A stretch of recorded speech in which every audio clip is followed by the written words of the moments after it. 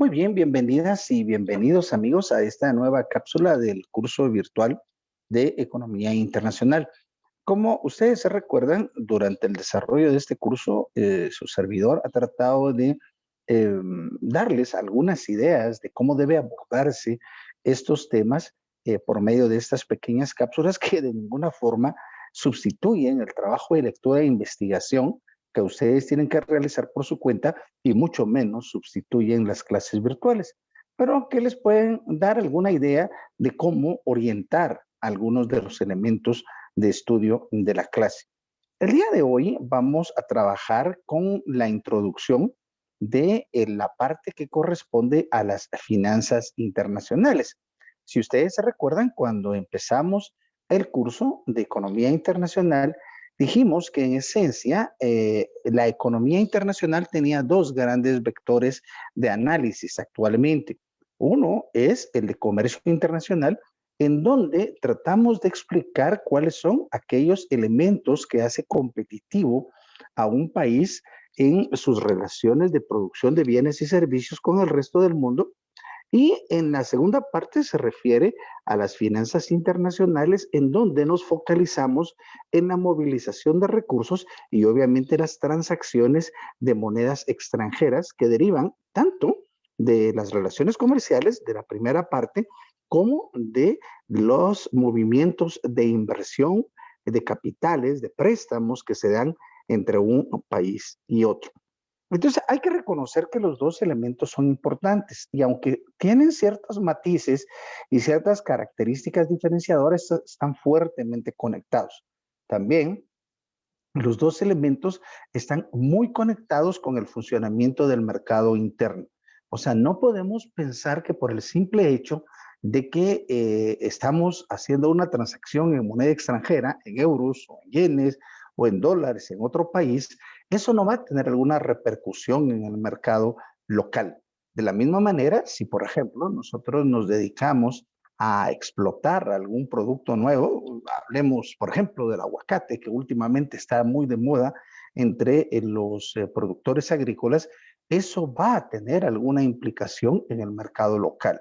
Por ejemplo, en la inversión, en la generación de empleos y por supuesto en las exportaciones y tendrá algún efecto en los ingresos de divisas.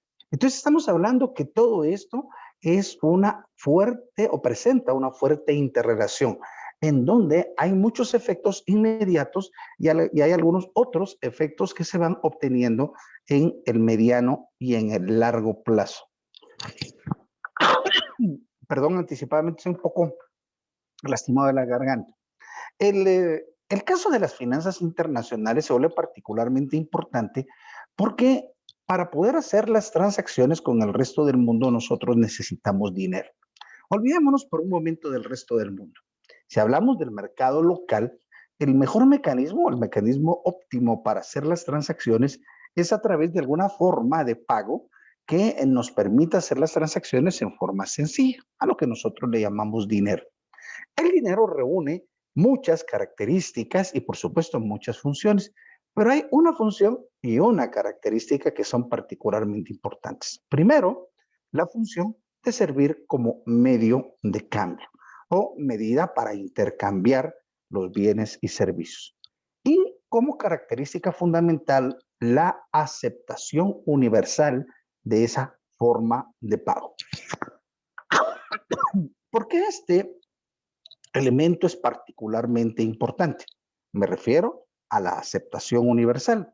Porque si en el mercado al que nos estamos haciendo referencia no se acepta esa moneda como instrumento de pago, aunque haya personas que la defiendan en otros lugares, la misma no servirá como dinero. Hagamos un ejemplo extremo.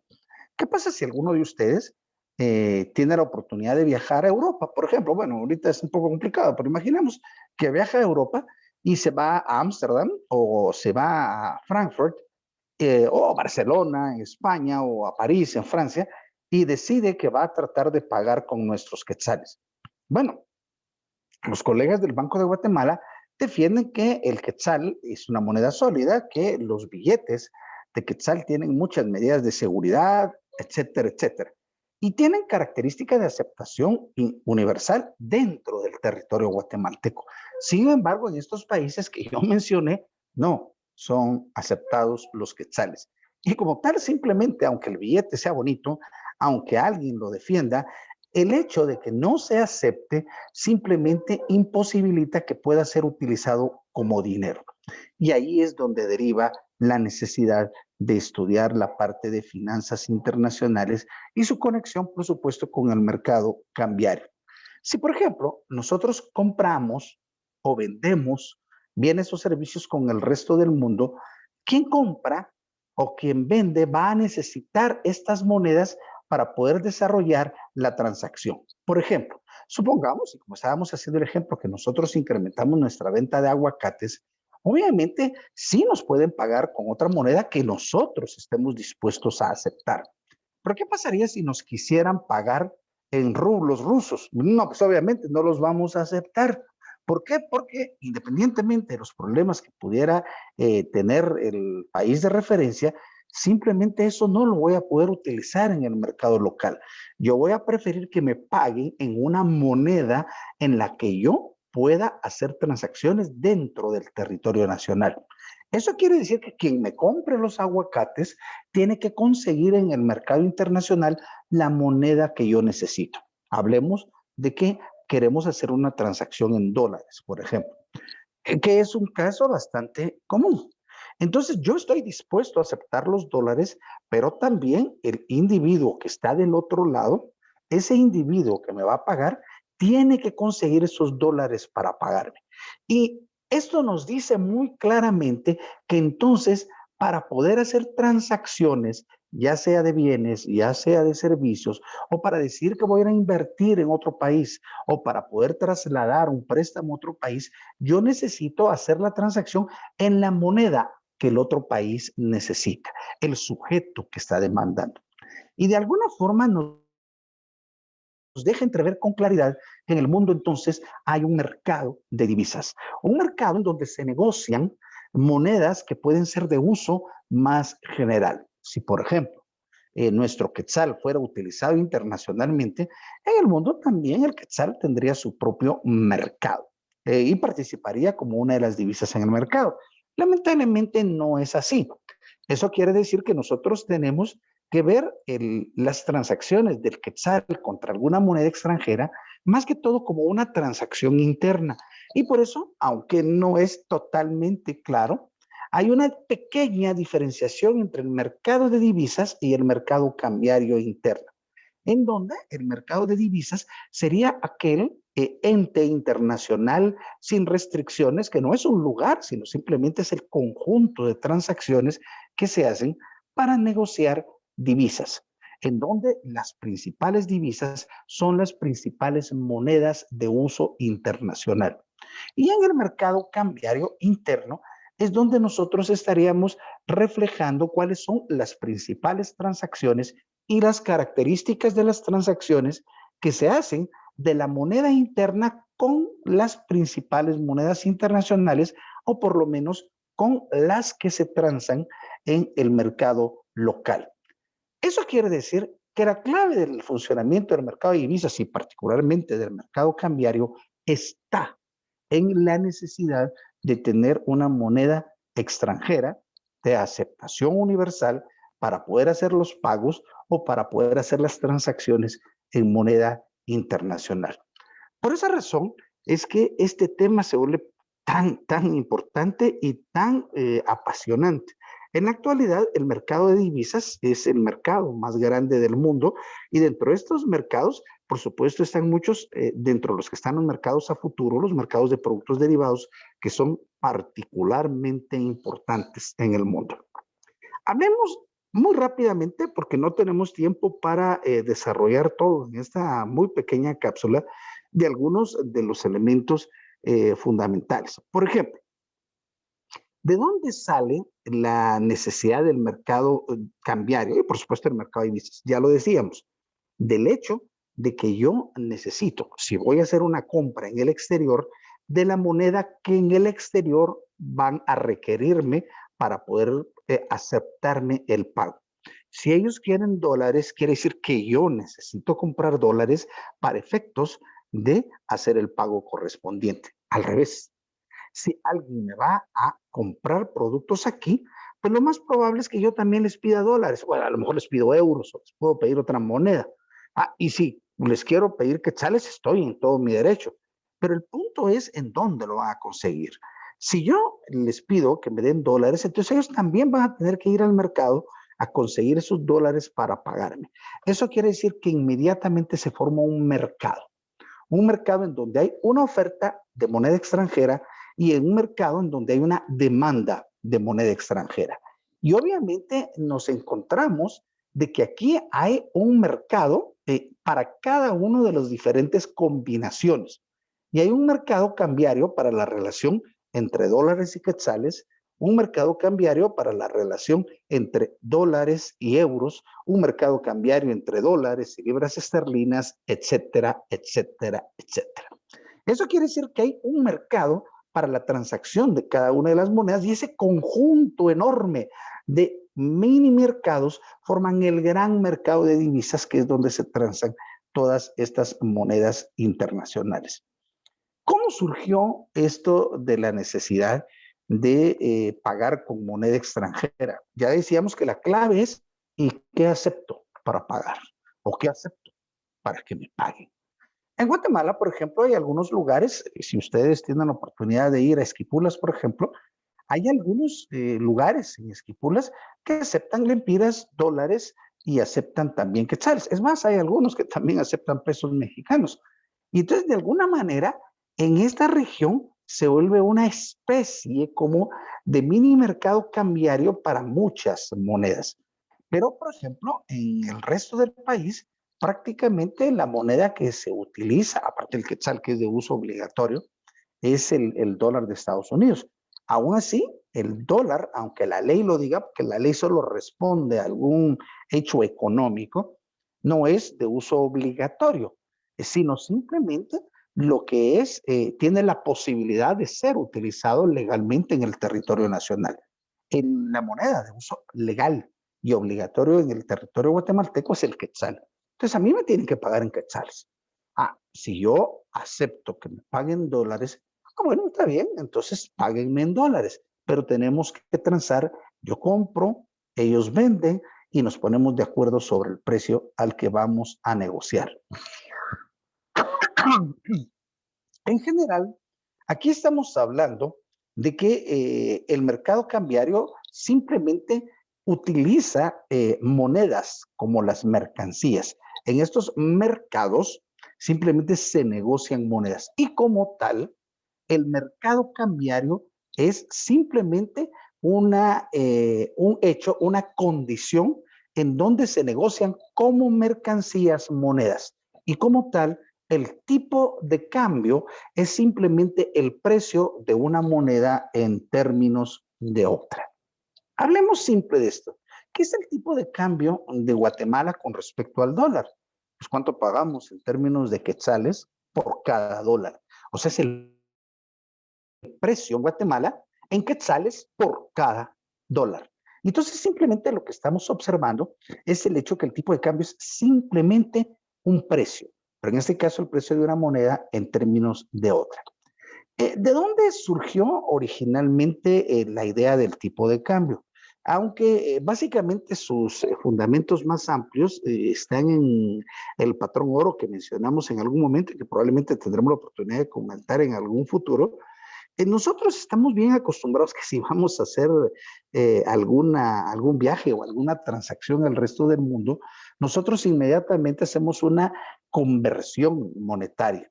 Si, por ejemplo, yo voy a Estados Unidos y me dicen, mire, ¿cuánto cuesta ese llavero? Y me dicen, mire, cuesta $5, yo inmediatamente digo, bueno, cuesta $5 por 8, lo voy a hacer por eso, por simplicidad. Entonces cuesta 40 quetzales. Eso quiere decir que básicamente lo que yo trato de relacionar es cuáles son los precios de los diferentes productos. Esta es una versión muy simplificada y tiene, por supuesto, muchos elementos de análisis, pero es la forma más común de interpretarlo. Entonces, si yo parto del supuesto que el precio local es igual al tipo de cambio por el precio internacional, yo puedo hacer simplemente una conversión y decir que el tipo de cambio es la relación que hay entre el precio local y los precios internacionales. De alguna manera, si todos los productos fueran transables y no existieran algún tipo de obstáculos o limitaciones o dificultades para el comercio internacional y para las movilizaciones de capital, el tipo de cambio pudiera ser simplemente una relación de precios.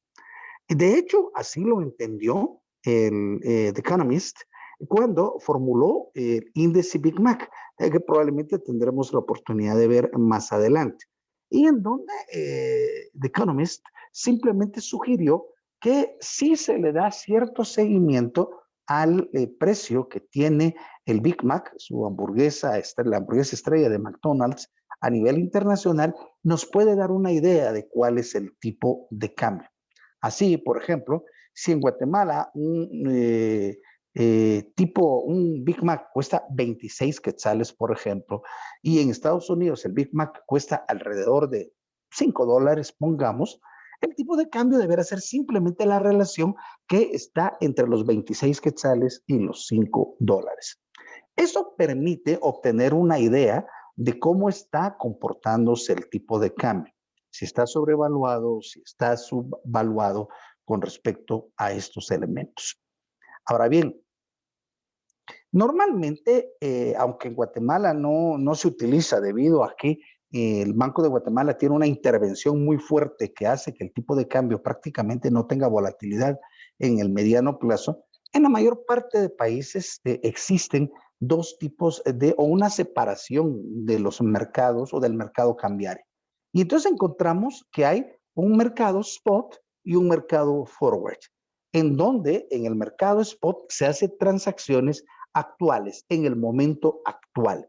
Entonces, por ejemplo, yo puedo ir a comprar dólares en la actualidad o puedo ir a vender dólares en la actualidad y lo que voy a negociar es el tipo de cambio, voy a negociar la moneda extranjera al tipo de cambio al que se esté negociando en este momento.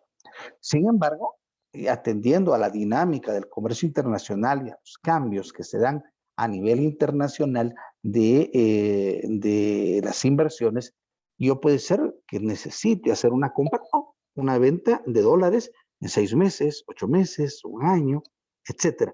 Y entonces me preocupa el tipo de cambio actual, pero me preocupa más el tipo de cambio que voy a tener en el periodo futuro.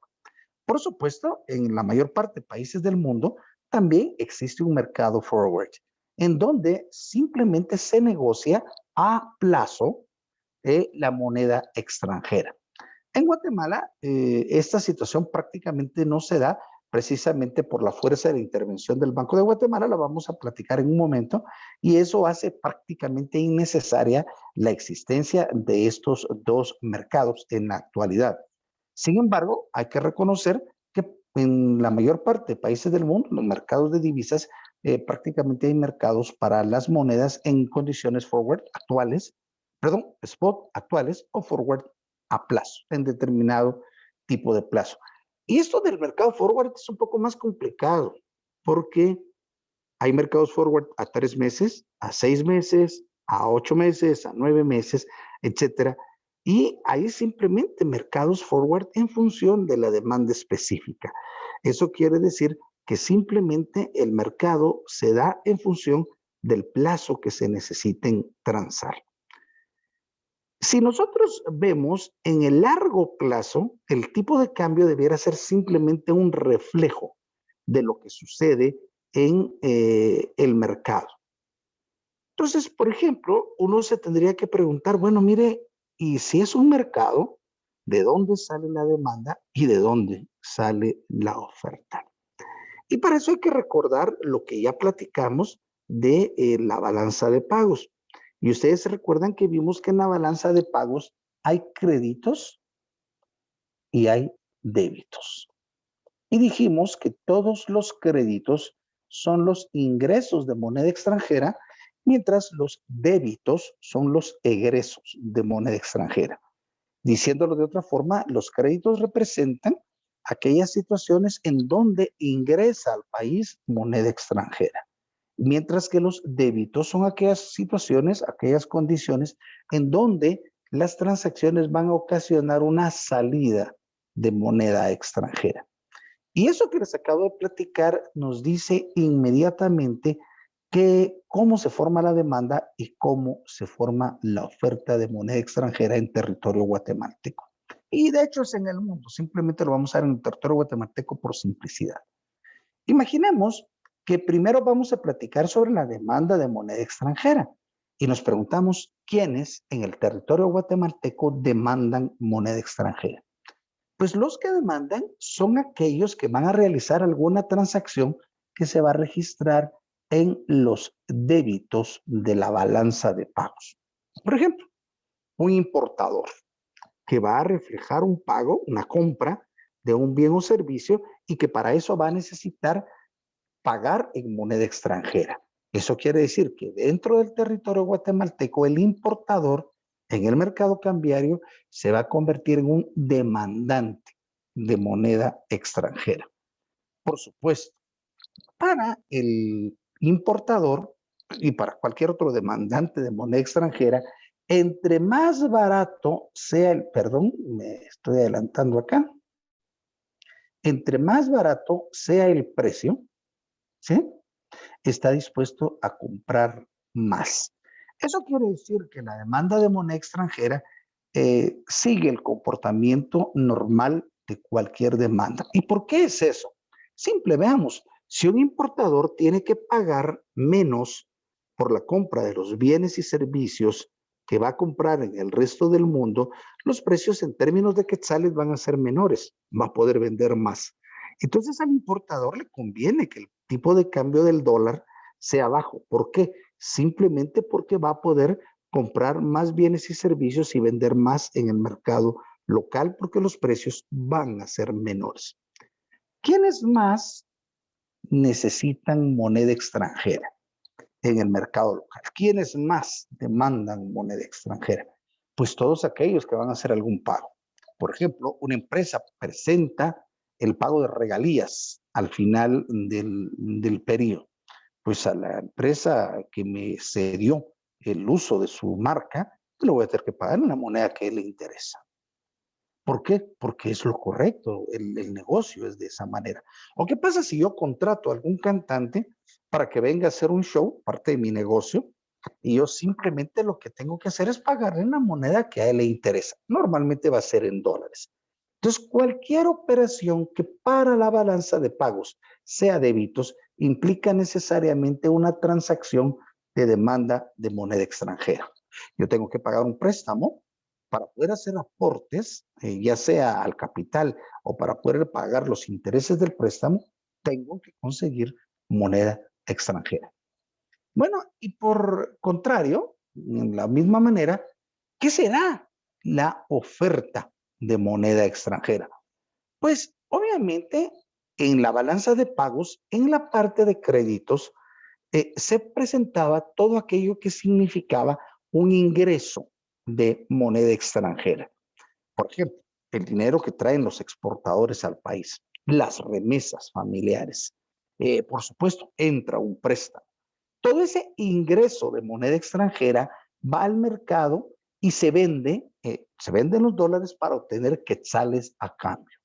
Eso quiere decir que para efectos de mercado cambiario, todos los créditos de la balanza de pagos se convierten inmediatamente en oferta de moneda extranjera. Y para el oferente, entre más caro, mejor. Eso quiere decir que si el tipo de cambio sube para el oferente, para los exportadores, para el que recibe remesas, pues mejor. ¿Por qué? Porque va a poder obtener más quetzales por cada uno de los dólares que reciba. Obviamente, si estamos hablando de un mercado razonablemente libre, vamos a hacerlo mejor de esta manera. Si estamos hablando de un mercado razonablemente libre, entonces nosotros nos vamos a encontrar que tenemos las dos grandes fuerzas del mercado, la oferta de dólares, ¿verdad? Oferta de dólares y la demanda de dólares.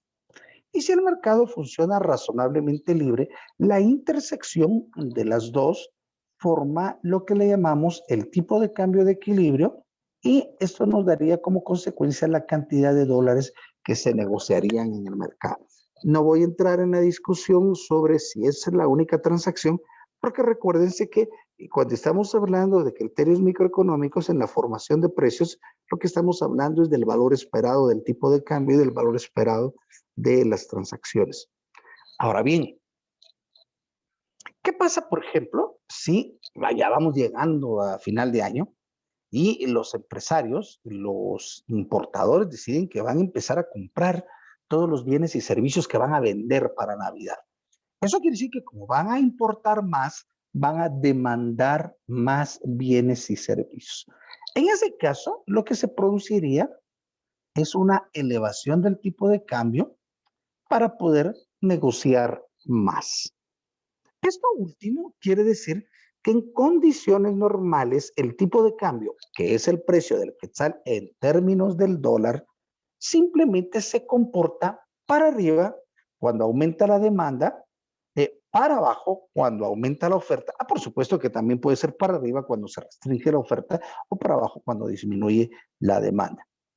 Pero lo que trato de decirles es simplemente que el mercado de divisas va a tener el mismo comportamiento que cualquier mercado, simplemente si funciona en forma libre.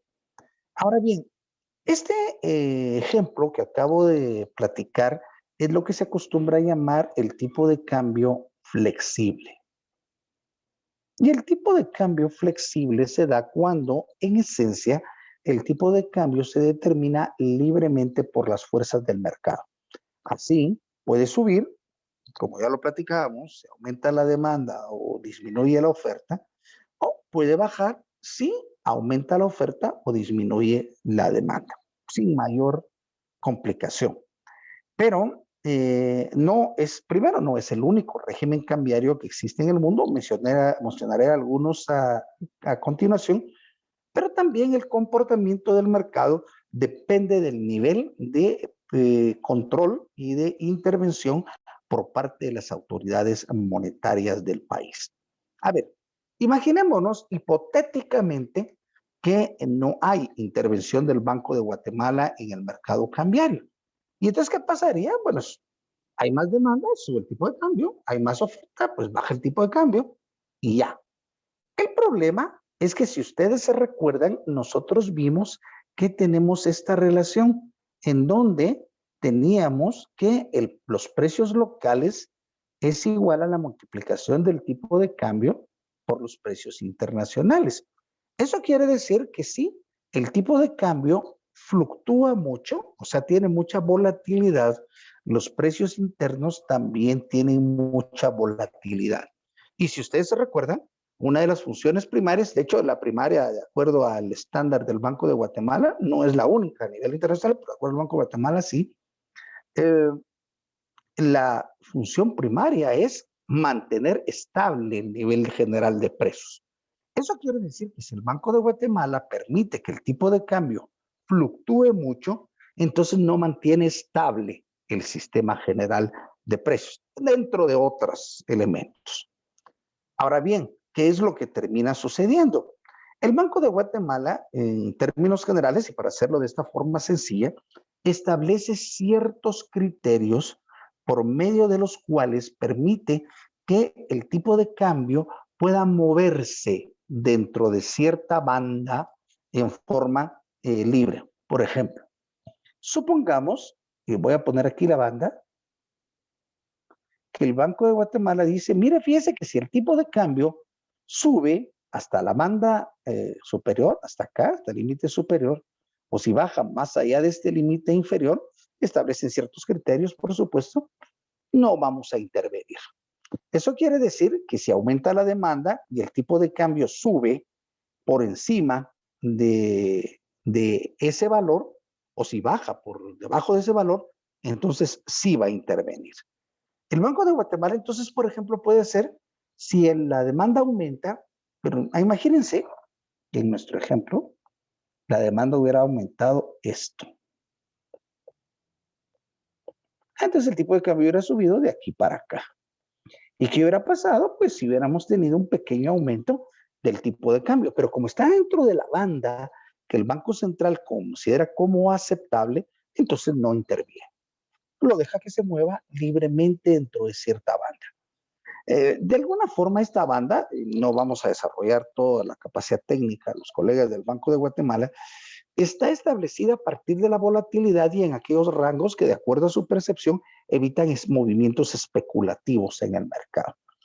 Eso quiere decir que si el Banco de Guatemala percibe, vamos a borrar aquí, que se están llevando transacciones que van a provocar alguna elevación o alguna disminución del tipo de cambio por debajo o por encima de esa banda, el banco va a intervenir. Por ejemplo, regresemos al ejemplo que teníamos originalmente. Supongamos que aumenta la demanda hasta este punto y entonces el tipo de cambio sube hasta aquí, que estaría por encima de la banda que fue originalmente planteada por el Banco Central. ¿Qué haría el Banco de Guatemala? Bueno, simplemente en este ejemplo entraría a vender dólares al mercado y entonces haría que el tipo de cambio regresara a estar dentro de la banda. Al revés, ¿qué pasaría si como consecuencia de que hay mucho ingreso de dólares, el tipo de cambio baja por debajo de la banda? El Banco Central entraría a comprar los dólares para que el tipo de cambio suba. El Banco de Guatemala, por supuesto que responde a sus propósitos, pero también la gran cantidad de dólares que están disponibles en el mercado ha permitido que su intervención sea relativamente sencilla.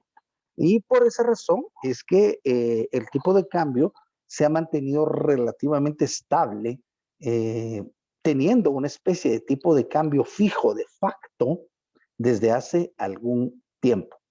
Y el tipo de cambio fijo o el tipo de cambio de fijo de facto, como yo les decía, prácticamente no demuestra volatilidad. Si yo quisiera graficar, sin necesidad de tener todos los datos, el tipo de cambio en Guatemala, pues me daría cuenta que, por ejemplo, el tipo de cambio contra el tiempo más o menos tiene esta trayectoria.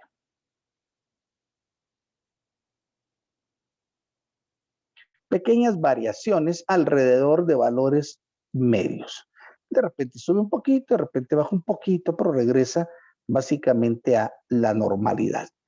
Y como entonces el tipo de cambio spot, que es el que se negocia todos los días en el mercado, es muy estable y que el cambio del tipo de cambio que se espera para el futuro es prácticamente cero, recuérdense que yo lo que estoy encontrando es que el tipo de cambio más o menos tiene esta trayectoria.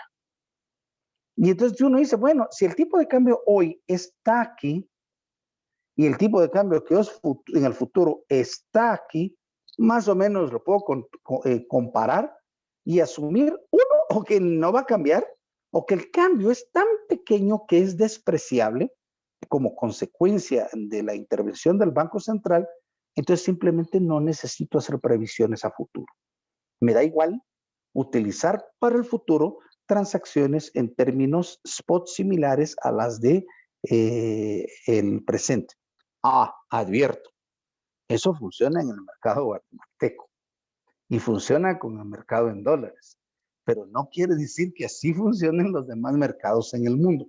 Primero porque el Banco de Guatemala no tiene intervención en el resto de mercados. Entonces, obviamente, la volatilidad de otras monedas en el resto del mundo es diferente. Y allí, muy probablemente, el empresario va a tener que aprender a medir cuál es el valor esperado, la volatilidad del tipo de cambio y a elegir algún instrumento para alguna cobertura cambiaria en el futuro. ¿Qué otros tipos de cambio o regímenes cambiarios existen en el mundo? De hecho, en Guatemala, aunque todos ustedes son muy jóvenes, tuvo hasta esencialmente en la década de los 80 un tipo de cambio fijo. ¿Qué significaba ese tipo de cambio fijo? Que el Banco Central intervenía comprando y vendiendo toda la moneda extranjera necesaria para que el tipo de cambio no cambiara. O sea, si se dan cuenta, se parece mucho a lo que sucede en la actualidad. La diferencia es que en ese tipo de cambio fijo, el tipo de cambio está determinado. ¿Lo podría hacer actualmente Guatemala? Técnicamente sí, pero obviamente suena un poco más moderno el pensar que estamos en términos de un tipo o de un mercado que funciona libremente, aunque con el nivel de intervención del Banco Central, técnicamente es un tipo de cambio fijo. Hay algunos otros, por ejemplo, hay tipos de cambio que en lugar de tener simplemente una fijación contra una moneda, tienen una fijación contra una canasta de monedas o simplemente tipos de cambio como el crawling peg, que lo que hace es deslizarse a partir de una banda que está preestablecida. ¿Y cuál es el propósito? Simplemente que los empresarios tengan la capacidad de pronosticar en el mediano plazo hacia dónde va el tipo de cambio. Una de las formas que les llama más la atención a la gente es un régimen que no es tan un régimen, que es la dolarización. ¿Y qué es esto de la dolarización? Simplemente la sustitución de la moneda nacional por la utilización de una moneda extranjera para realizar transacciones. El término dolarización se puede utilizar con cualquier moneda que sustituya. Lo que pasa es que es más común en las regiones latinoamericanas en donde se utiliza el dólar. Y la dolarización elimina, de hecho, el mercado cambiario interno. ¿Por qué? Pues que no hay moneda extranjera, no hay moneda local. Y como no hay moneda local, simplemente cualquier transacción se hace en la moneda extranjera. Y entonces es como que fuera un tipo de cambio fijo, hay una unificación cambiaria absoluta de la moneda local contra la moneda extranjera, pero la moneda local desaparece. Pero en el sentido muy abstracto, ahí está atrás. Bien, para terminar muy rápidamente con esto, hablemos cómo funciona el mercado en nuestro país. En términos generales, todos los bancos que tienen libertad de comprar y vender, eso de libertades entre comillas, porque recuérdense que tenemos un funcionamiento oligopólico del sistema financiero, porque solo puede uno comprar o vender moneda en donde tiene cuentas. Y eso hace que la mayor parte de personas vayan a los mismos bancos a comprar y de alguna forma hay cierto poder relativo mayor de ciertos bancos en el mercado. Pero al margen de eso, que es importante, pero no precisamente para este curso, cada uno de los bancos tiene un tipo de cambio de referencia y tiene un tipo de cambio de venta y un tipo de cambio de compra. ¿Qué es el tipo de cambio de venta? Pues simplemente el tipo de cambio que el banco privado, el banco comercial, determina para vender dólares a los usuarios, a los contribuyentes, a las personas que le demandan. Y el tipo de cambio de compra sería simplemente el tipo de cambio que ellos estarían dispuestos a ofrecer para comprar dólares a sus usuarios. Ahora, aquí es donde está precisamente la importancia del poder de monopolio de los bancos, porque si yo solo puedo hacer negociación con el banco en el que tengo cuenta, entonces automáticamente me impone el tipo de cambio de venta y el tipo de cambio de compra. A menos que yo tenga muchas cuentas, yo no voy a poder seleccionar en dónde hago la transacción. El diferencial entre el tipo de cambio de venta y el tipo de cambio de compra se conoce con el nombre de spread cambiario. Y este diferencial es particularmente importante para algo que se conoce con el nombre del costo de la vuelta completa. ¿A qué nos referimos con esto? Bueno, simplemente lo que sucede es que si yo hago transacciones con el resto del mundo, normalmente voy a hacer transacciones de compras y transacciones de ventas. Y yo me doy cuenta que los dólares, cuando yo los voy a comprar, me cuestan un tipo de cambio y cuando yo los voy a vender, me cuestan otro tipo de cambio. Eso quiere decir que hay un costo de transacción por el negociar dólares. Y ese costo es equivalente al spread transformado en términos porcentuales. Ese costo de la vuelta completa es mucho más pequeño cuando el mercado funciona bien. Sin embargo, ustedes lo pueden analizar y se van a dar cuenta que en Guatemala hay bancos que tienen un spread gigante realmente y consecuentemente para los usuarios de ese banco el costo de la vuelta completa es muy grande. Tratemos de hacer un ejemplo muy sencillo. Imagínense, y esto le pasa a muchas personas, imagínense que ustedes recibieron una cantidad de dinero porque los motivaron para que fueran a hacer una operación al resto del mundo y les dieron les dieron el equivalente, digamos, en quetzales de 8,000 quetzales. Imaginemos por simplicidad que el tipo de cambio de venta del banco es 8 por 1. Ahora, eso quiere decir que si a mí me dieron 8 quetzales, 8,000 quetzales, yo voy a ir al banco con mis 8,000 quetzales y como el banco me lo vende a 8 por 1, me va a dar $1,000. Ahora bien, imaginemos que yo pues no me gasté los 1,000, es más, no me gasté nada, hagámoslo en el extremo. No me gasté nada y traje de vuelta los $1,000. Pero lamentablemente, cuando voy al banco y le digo, mire, quiero que me compre estos $1,000, y al margen de un tratamiento muy abusivo en el manejo de moneda local, de que mire, este billete no se lo acepto, y ¿saben qué es lo gracioso? Eran los mismos billetes que me dieron, porque estoy yendo al mismo banco, pero no, este billete no se lo acepto porque viene manchadito, este billete no se lo acepto porque viene lastimadito, pero supongamos que quito eso, no lo tomo en consideración, y entonces el tipo de cambio de compra me dicen, mire, se los compro con mucho gusto, pero mi tipo de cambio de compra es 7.60. Y eso quiere decir, si ustedes se dan cuenta, que yo recibí de vuelta 7,600 quetzales y en la transacción yo perdí 400 quetzales. Si estos 4,000 quetzales lo hago en torno a la transacción original, entonces miren, 4,000 dentro de 8,000 quetzales, 400, perdón, 8,000 quetzales, implica un costo promedio de alrededor del 2%, si no estoy equivocado, si no ustedes lo corrigen en la transacción. No, de hecho, no puede ser 2%, creo que es 5%. Bueno, ahí lo corrigen ustedes. En todo caso, el costo de la vuelta completa hace que los que negocian en moneda extranjera deban tomar en consideración ese costo porque saben que si traen y si después van a necesitar moneda extranjera, tienen que incorporar ese costo dentro de las transacciones. Por supuesto, se vuelve un poco más delicado si además tengo que incorporar préstamos, depósitos, si tengo una tasa de interés activa y una tasa de interés pasiva, etcétera. No lo vamos a tomar en consideración en este momento. El último elemento de esta muy rápida cápsula, y perdonen por a veces la velocidad, pero no nos queda mucho tiempo para tratar de orientarlos en algunos de estos elementos. El tipo de cambio directo, normalmente para nosotros es la forma como presentamos el tipo de cambio en Guatemala. Básicamente el tipo de cambio directo se refiere a cuántas unidades monetarias locales damos en términos de la moneda extranjera.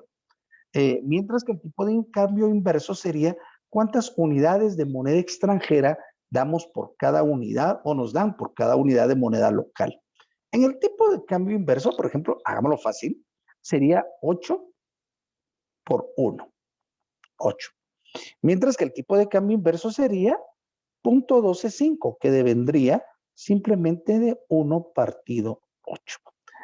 Alguien dice, ¿para qué quiero utilizar eso si yo puedo hacerlo fácil con el tipo de cambio directo?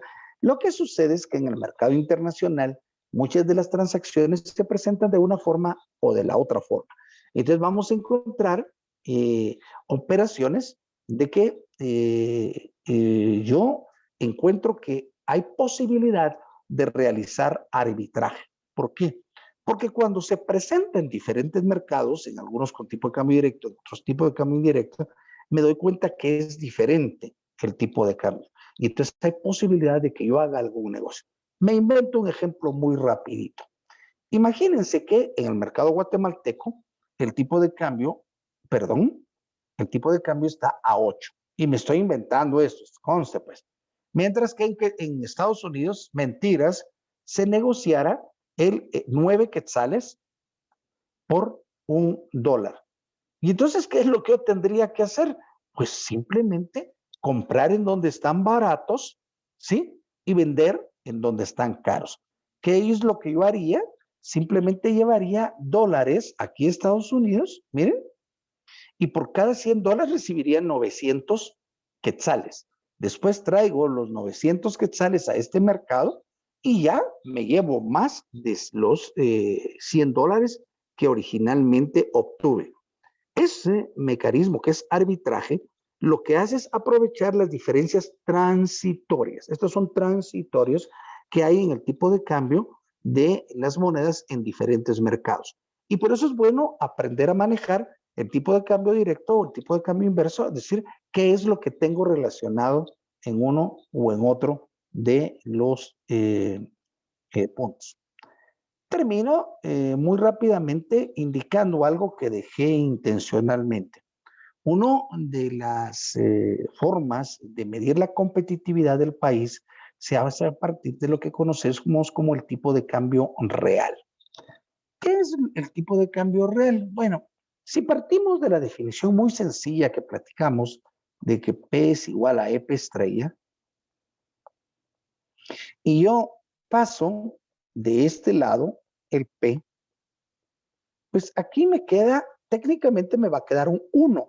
Quiere decir que yo encuentro que el tipo de cambio es neutral cuando el tipo de cambio multiplicado por los precios internacionales es igual a los precios locales. A eso lo voy a bautizar como el tipo de cambio real, que normalmente gira en torno a 1. Ahora, ¿qué sucede si por alguna situación los precios internacionales suben? Si ustedes se dan cuenta, los precios internacionales suben y asumimos que el tipo de cambio permanece constante.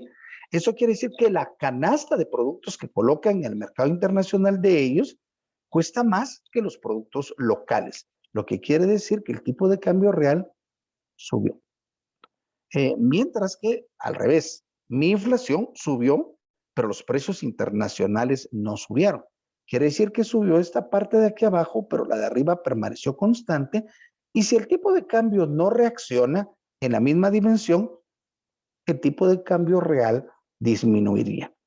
En general, el tipo de cambio real es una medida de la competitividad de un país con respecto al resto del mundo. De alguna manera, uno esperaría, en una forma muy sintética, que el tipo de cambio nominal se comporte conforme a las necesidades. Pero ya lo platicábamos, que puede estar eso en contradicción con la política del Banco de Guatemala. Entonces, lo veremos en su momento, el comportamiento del tipo de cambio real puede tener una trayectoria diferente a las expectativas que tienen los usuarios para el tipo de cambio. Ahora, como ya se dieron cuenta, hay segmentos de la sociedad que prefieren que el tipo de cambio suba. Por ejemplo, los exportadores, los que reciben remesas. Pero también hay segmentos de la sociedad que prefieren que el tipo de cambio baje. Los importadores, los que tienen que hacer pagos internacionales, los que tienen préstamos internacionales, etc. Y entonces uno se pregunta, bueno, ¿y cuál es el tipo de cambio que le conviene al país? En el sentido estricto, primero, eso, porque hay diferentes autores que escriben sobre el particular y dicen, mire, es que lo que le conviene a Guatemala es que el tipo de cambio suba. Pues a un segmento de la población, sí. O, mire, lo que conviene es que el tipo de cambio baje. Pues a otro segmento de la población, sí. Entonces, en el sentido estricto no hay un tipo de cambio que le convenga a la sociedad guatemalteca. Lo mejor, de alguna manera, es simplemente que el tipo de cambio reaccione conforme los determinantes del mercado. También algo que hay que cuestionar dramáticamente es el nivel de intervención del Banco Central, dado que de alguna forma si puede estar produciendo que el tipo de cambio no esté eh, reflejando el verdadero comportamiento del mercado. Pero esto es una cuestión de política que hay que platicar con un nivel de detenimiento mayor. Hemos terminado en esta nueva oportunidad y me despido nuevamente con un abrazo. Hasta la siguiente.